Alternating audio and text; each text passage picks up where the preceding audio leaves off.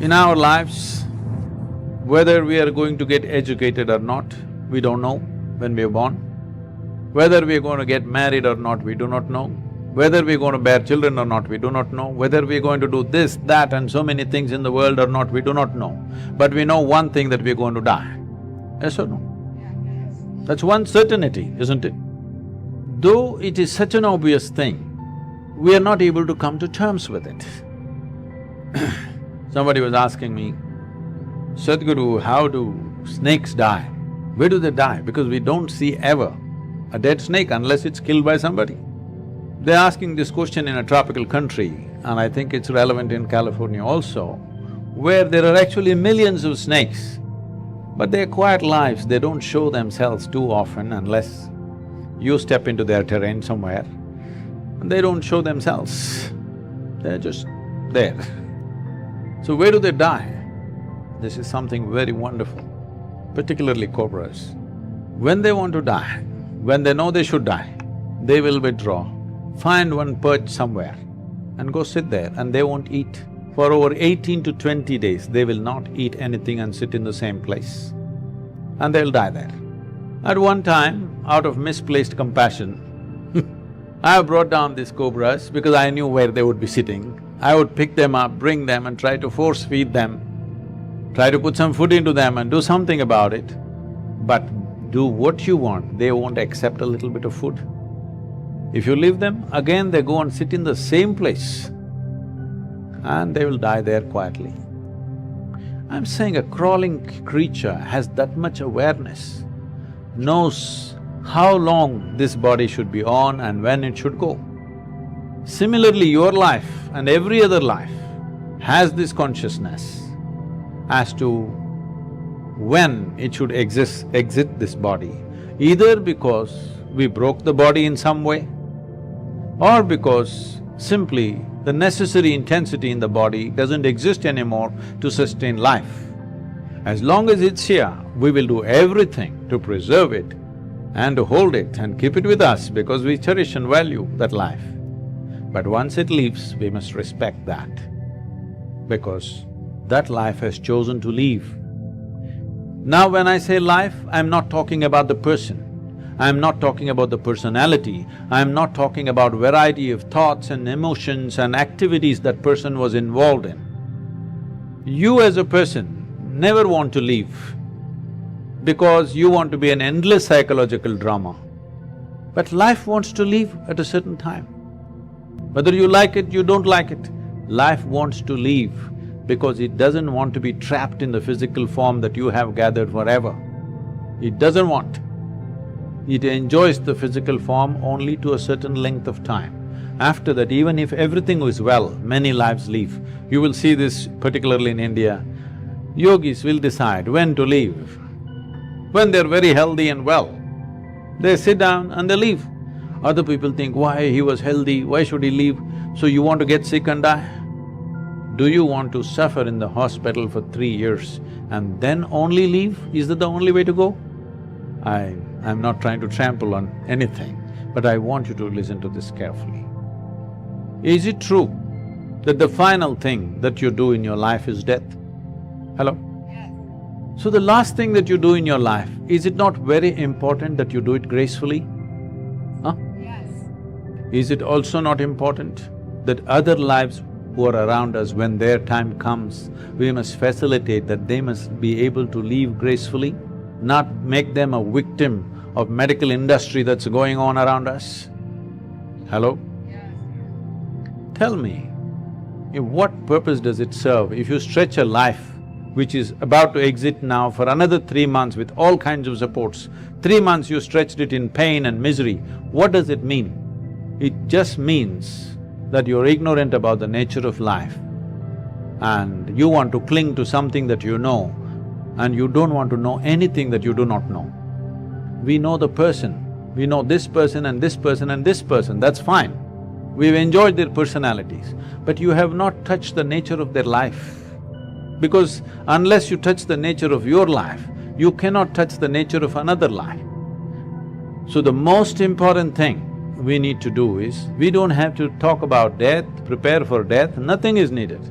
What we need to do is, beyond this body, which we have gathered, which you agreed with me that you accumulated this, beyond this mind, which is also an accumulation of impressions and information, beyond your accumulations, if you sit here right now and experience the life that you are, you will have absolutely no issue with any aspect of life, which includes death.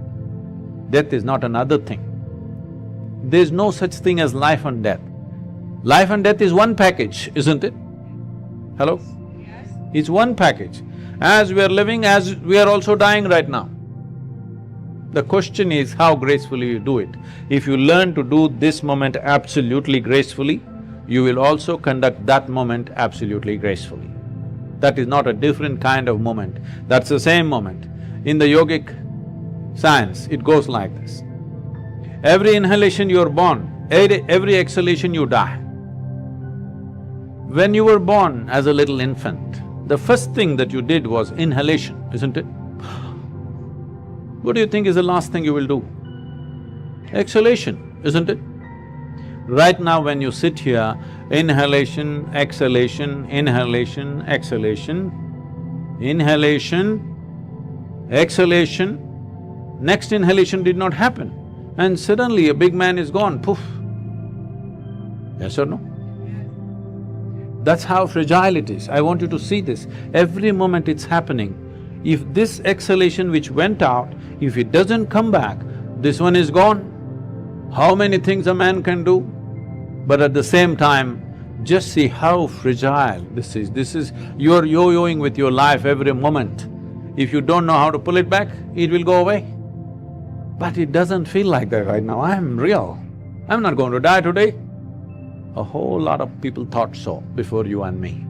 We must understand mortality is the fundamental reality of our existence. If you do not come to terms with this one thing, believe me, you don't know any other aspect of life in reality. You know only the drama. Because this is the most fundamental nature of our existence, that we are mortal. When we are born, it is declared that we are going to die, isn't it? In the last 3.5, 4 years, I saw a few people whom I knew for a long time dying. One of my aunts and a few others. They were very dear to me when I was young. They were good people, and their lives worked out according to their dreams.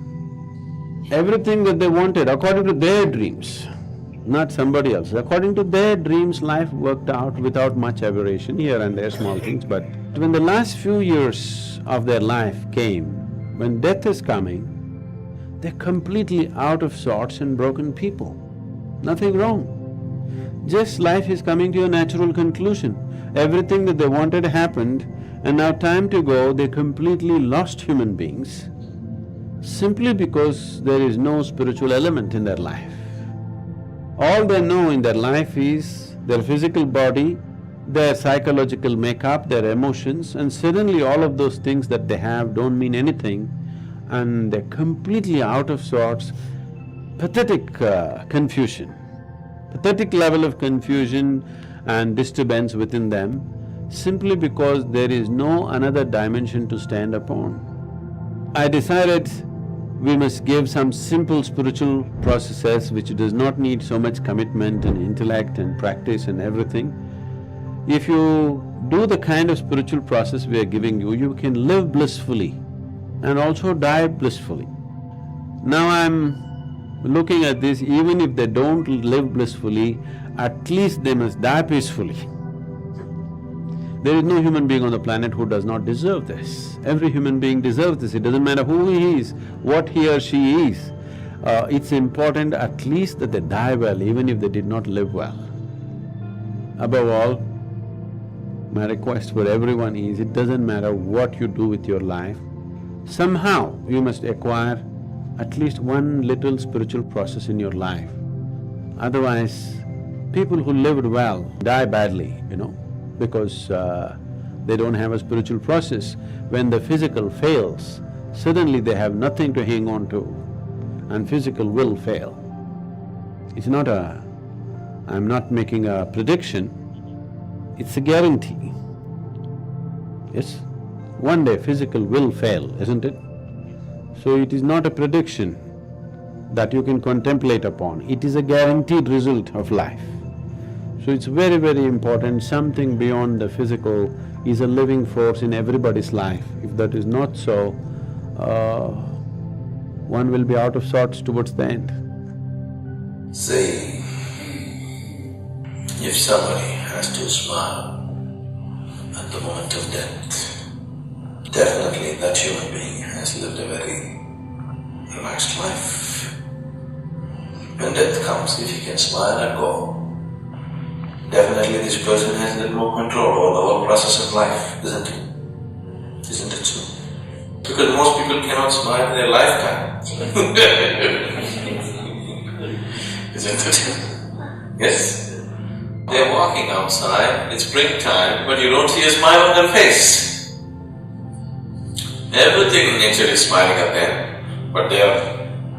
So, can these people smile at the moment of death? No chance, isn't it?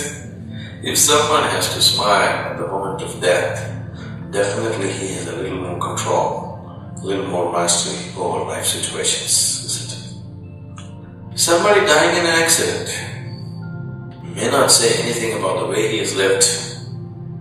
No, I might have lived a wonderful life, but today I am driving and I am doing 100 mph. And just one mistake, it can finish my life off, isn't it? Isn't it so?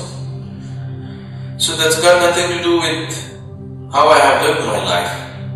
It's just one stupid mistake in driving process can take away life. Now when you're getting burnt in a car or in an office or wherever, sitting quietly, smiling and dying is very difficult because your body is still fully healthy, it doesn't die easy.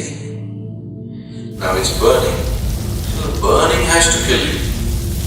But now, for somebody else, life is ebbing away for some other reason, either simply old age or whatever. The life energies have lost their vibrance. Now it leaves easily. There's no telling. Between you and your body there is a certain bondage. If your life energies are right now very vibrant and there, it won't leave the body easily. Slowly as time passes, as the allotted karma dissipates, then your life energies become dissipated. When they have lost their vibrance, it will slip out of the body so much more easily. So at that time, it is a much better opportunity for a person to die with a smile on his face. Because tearing of you and the body is very easy because it's become ripe. When it's not ripe, if you tear it in an artificial way, forceful way, now smiling and going is difficult, but not impossible. Still possible. Now, suppose I crash my car and I'm dying, everything is broken in the body, and now I think, oh my God, after all this life, I have to crash my car like this and now I'm dying. Possible. I would. If I die like that, you will see. In a crashed-up car, you would still find me with a smile. Just look at the irony of it. How much mad driving I've done. Today, oh my God, I had to crash my car like this.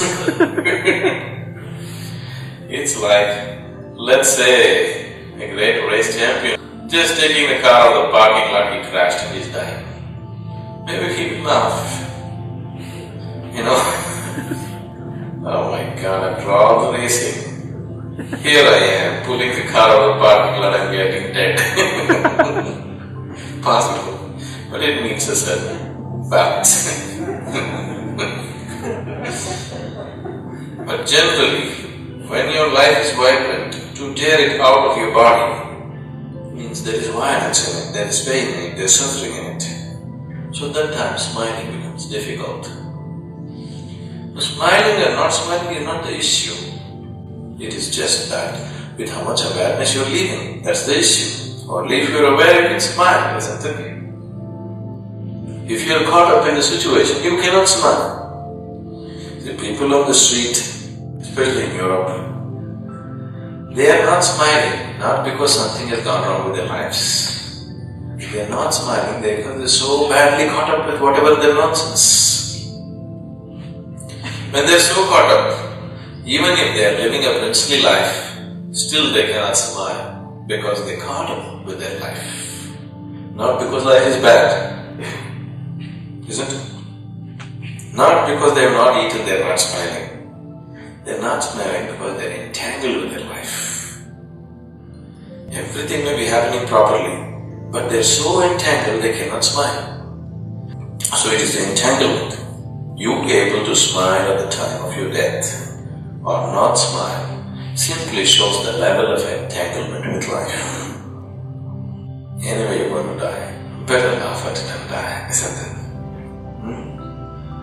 People who are initiated by me, they must smile and die. They must smile and live. But they must definitely smile and die. You should die smiling.